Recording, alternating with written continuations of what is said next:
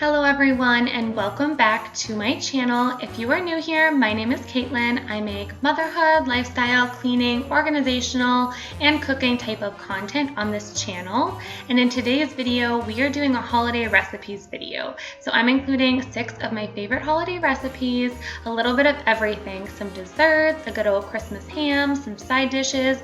I know you're gonna love these ones, so make sure you stay tuned to see all of the recipes. And I'm super excited because this is also a collab with my good friend Rebecca here on YouTube, and she's also over on Instagram. You're definitely going to want to head over to her channel and check her out. She has amazing videos. She is a mama to a 1-year-old daughter. She does lots of cleaning, cooking, organizational type of videos. She's honestly just the sweetest soul, and I know you're going to love her channel if you like my videos. So make sure you go check her out, and let's get right into today's video.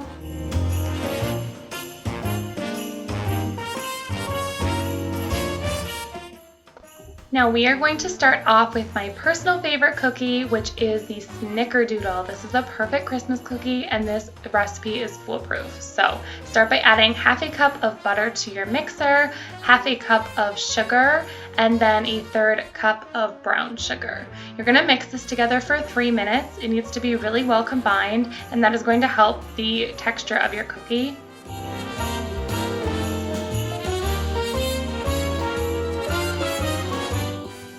Once it is mixed for 3 minutes, we're going to be adding in 1 egg and a teaspoon of vanilla, and then you're going to mix this again for 3 more minutes. While you have your dough mixing up, you're going to grab a separate bowl and add in a 1/4 cup of regular sugar and 2 teaspoons of cinnamon. This is going to make up the coating on top of the Snickerdoodles, and then you're just going to set this aside and we'll use this later on. Once the 3 minutes has passed, we're going to be adding in 1½ cups of flour, half a teaspoon of baking soda, a 1/4 teaspoon of cream of tartar, and a 1/4 teaspoon of salt. And then mix this together until just combined for about 1 minute.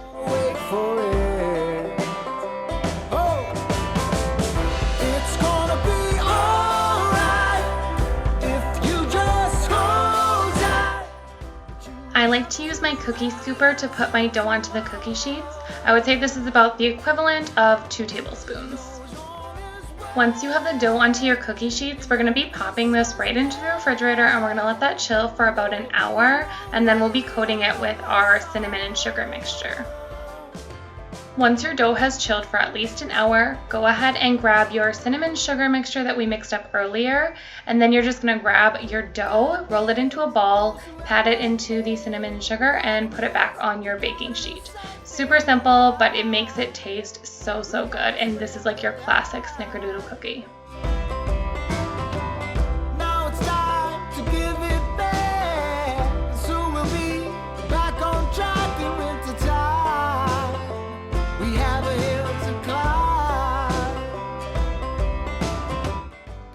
And then I like to use the bottom of a glass to flatten the cookie just a little bit. You don't want to go super flat, but you do want to flatten them a bit.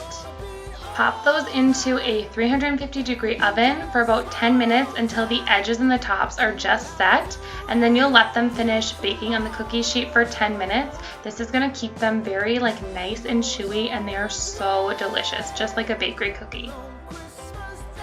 These loaded mashed potatoes are my go-to for taking to holiday gatherings. They're super easy because you can just whip them up in the crock pot and then take the whole crock pot with, and it keeps it nice and warm.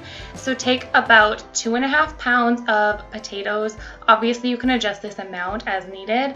I like to use russets. Again, if you prefer a different type of potato, you can definitely use that as well. So add all of that to a crock pot, and then you're going to add in 3/4 of a can of chicken broth, some garlic powder, I would say about a teaspoon, and then salt and pepper to taste.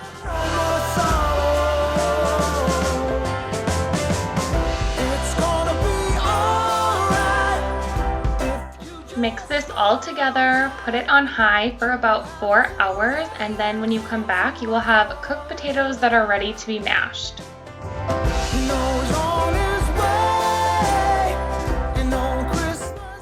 So now to actually make the mashed potatoes, you're gonna warm up 1 cup of milk in the microwave and then add half a stick of butter right to your crock pot along with about half a cup of sour cream. I just eyeball it because I make this recipe so often.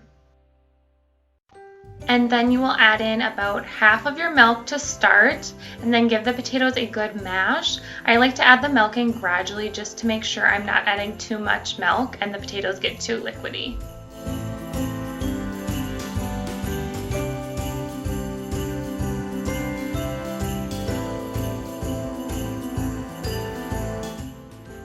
The seasonings in this recipe are really up to you. I usually end up adding in more salt, pepper, and garlic powder, but it really is up to you how much you want to add. We're also going to be adding cheese and bacon, so that flavors it as well.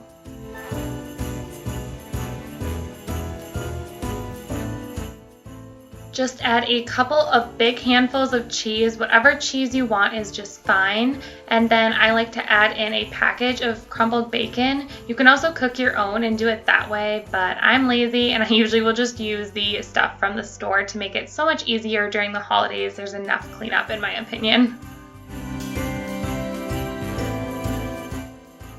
This chocolate lasagna is almost like a lighter version of a chocolate cheesecake. You're gonna need a block of cream cheese, a stick of butter, 2 packages of pudding mix, Oreos, milk, 2 packages of whipped topping, and some powdered sugar. Grab the package of Oreos and you're gonna be adding this to your blender, or you could also break these up in just like a bag and smash it that way. You don't want these to be like fully pulverized, but you do want them pretty well broken up. This is gonna make up the crust and then the topping on top of the lasagna.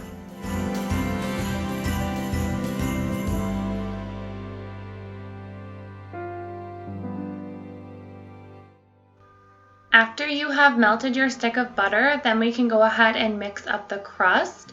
You're gonna use about 3/4 of the amount of Oreo crumbs, and then you're gonna add the whole melted stick of butter. The rest of the Oreos you're gonna save and set aside for putting on top of the whole layered dish.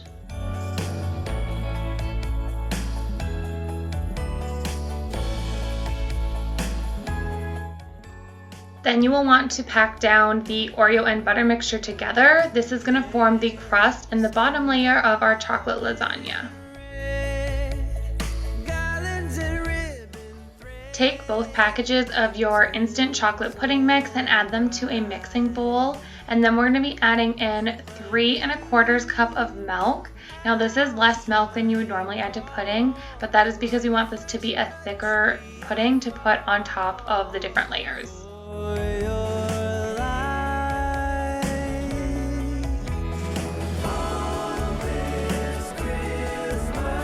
After the pudding is all combined, just pop that in the fridge until it is ready to be used for layering in the lasagna. You're gonna take 1 block of cream cheese and then make that really nice and creamy, and then we'll be adding 1 cup of powdered sugar to this. I like to add it in about ½ cup increments. Be careful because this is super messy. As you can see, powdered sugar ended up everywhere all over my kitchen.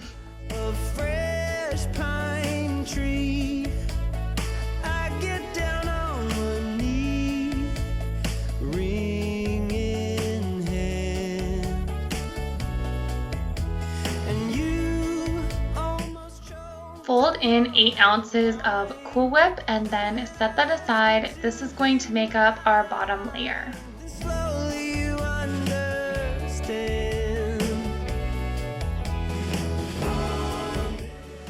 So now we are just going to layer everything together. So add in the cream cheese and Cool Whip mixture right over the Oreo crust.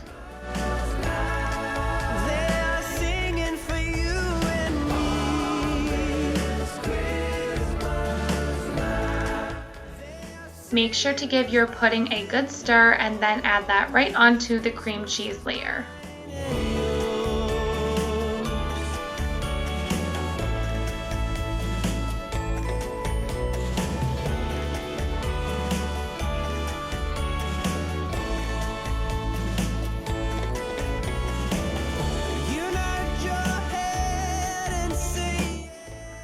Make sure your Cool Whip is all thawed out and then add that right on top, spread it around, and this will make up our top layer before we add on the Oreo crumbles.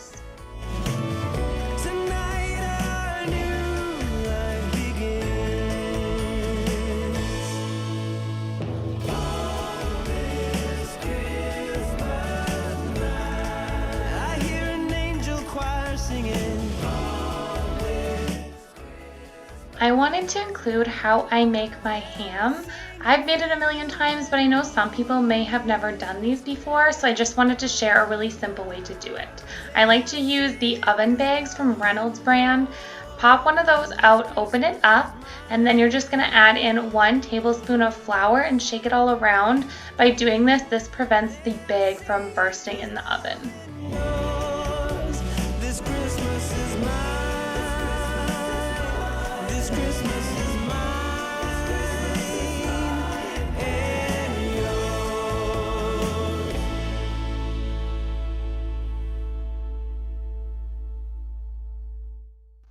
Place your ham right into the bag with the cut side facing down, and then all you have to do is take a can of the pineapple slices and you're just going to be attaching them to the outside of the ham using toothpicks. So add like 2 or 3 toothpicks to each ring, and you're going to do this all the way around the outside of the ham. This just adds a lot of moisture and a lot of flavor to the ham without making it too sweet. I'm not a fan of glazes on my ham, so the pineapple is a really good substitute for that.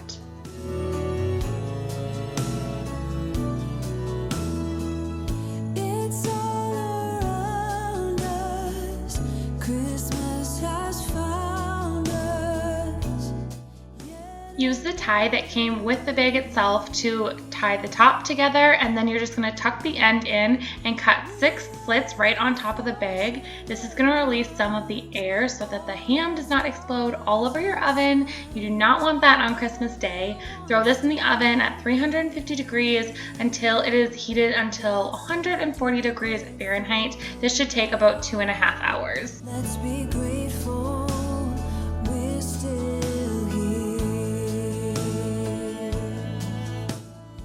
chocolate-covered pretzels are probably my favorite little thing to take places for snacks. I love to include these in like holiday gift baskets. They're just super versatile and everybody seriously loves them, and they're so simple to make, so that's a bonus.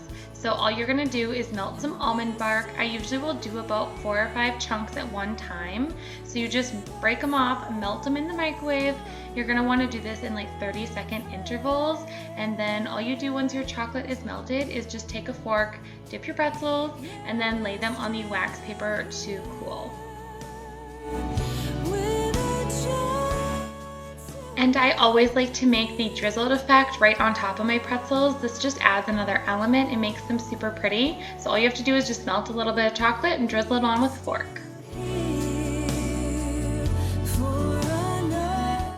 I also did want to include how I actually gift wrap these, because I do like to include these in a lot of gift baskets. So all I'm doing is mixing the white ones and the brown ones together in a mason jar, throwing the lid on, and then I'm going to wrap a ribbon right around it. This is a super simple way to do it, and I think it's really festive and cute.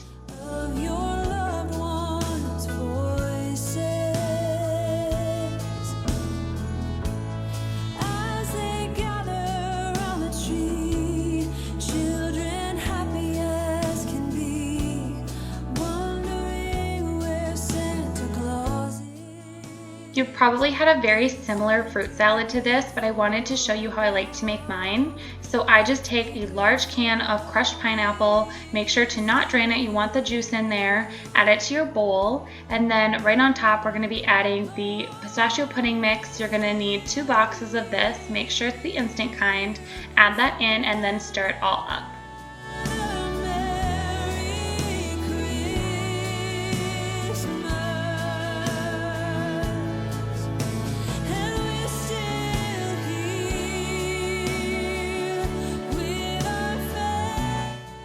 And then you'll want to add in a large container of Cool Whip. This is the 16-ounce container. Mix that all in, and then we will be folding in 2 cups of marshmallows. This dish you can prepare the night before, and it turns out just fine. So this is a great one to make ahead if you are going somewhere and you don't have the time to make it that morning. It is a great one for that. That brings us to the end of today's video. Thank you so much for watching. I hope you got some good holiday recipe ideas for this upcoming holiday season.